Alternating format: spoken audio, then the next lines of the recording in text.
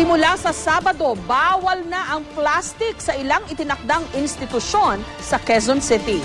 Bahagi ang hakbang sa pagtulong ng syudad sa pangangalaga sa ating kalikasan. Layon din itong mabawasan ang mga basura, pati na ang dinudulot nitong pagbaha. May report si Athena Imperial.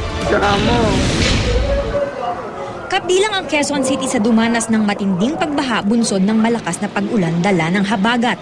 Bukod sa madaming ulan, isa rin sa sinisisi sa pagbaha ang mga nakabarang basura na dapat sana'y daluyan ng tubig.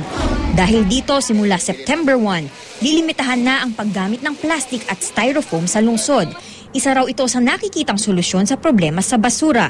Right now, ang ating dinidispose on a daily basis sa Payatas Sanitary Landfill is 1,200 tons per day.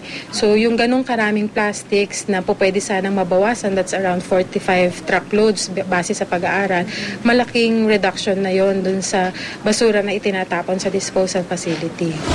Susunod ang Quezon City sa mga lungsod ng Muntinlupa, Pasig, Las Piñas, Makati, Pasay, Marikina at Maynila na may katulad ng ordinansa. Simula September 1, banned na ang plastic bag at styrofoam sa mga kainan sa ilang tanggapan ng gobyerno. Maging ang mga mall, sakop ng plastic ban.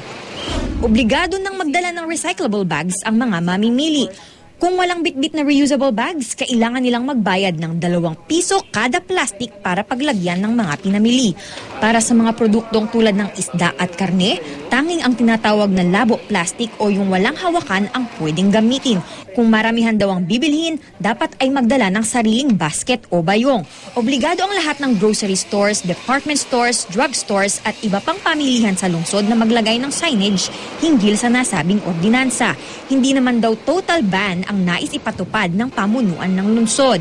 Kailangan ang ordinansa na ipapatupad ng Quezon City ay realistic at kayang sundin at ipatupad ng city government at ng mga stakeholders sa Quezon City. On the process of studying whether it is feasible, whether it is viable na magkaroon ng total ban on the use of plastics and styrofoam.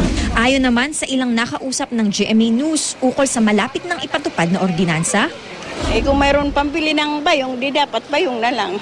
Tulad sa amin, tulad ito, mabigat, no? Ang hirap kaya pag paper na. Then we have to pay 2 pesos for the plastic. We're against for the 2 pesos. Ang hirap naman nun. Babayaran pa namin yung plastic. Athena Imperial, GMA News.